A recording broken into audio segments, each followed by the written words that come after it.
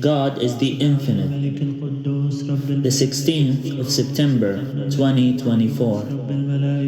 God is the Infinite. Have you considered that? He has to have infinite power, otherwise he would not be called God. To have infinite power is to not be constrainable by laws of mathematics, physics, and absolutely not time either. God will take us all back in time and show us every moment of our lives again, all happening with a blink of an eye for Him. But we will go through the whole lifeline. It would not be possible without God knowing everything that happened previously, everything that is happening currently, and everything that will happen in the future. Time is only a tool for Him. We are the ones who generate history by traversing the arc of time. Time constrains us. God cannot be constrained by creation. Ask yourself a question.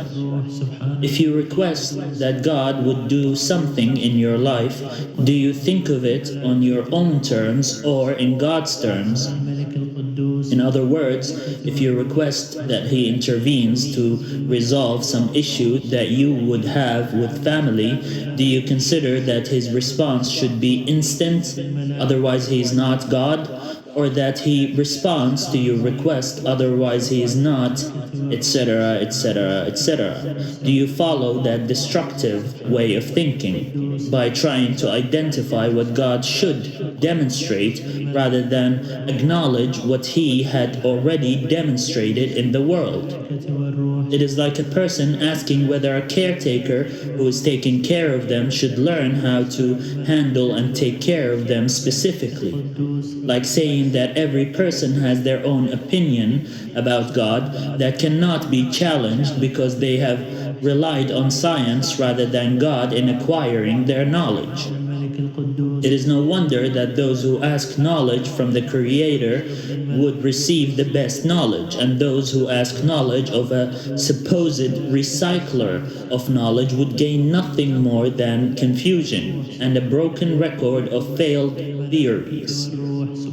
Therefore, if you equate God with mathematics, you have already doomed yourself. Imagine a time when mathematics no longer functions in the world, when nature is not really real anymore, and when all laws of physics do not work anymore, when collision might cause unison.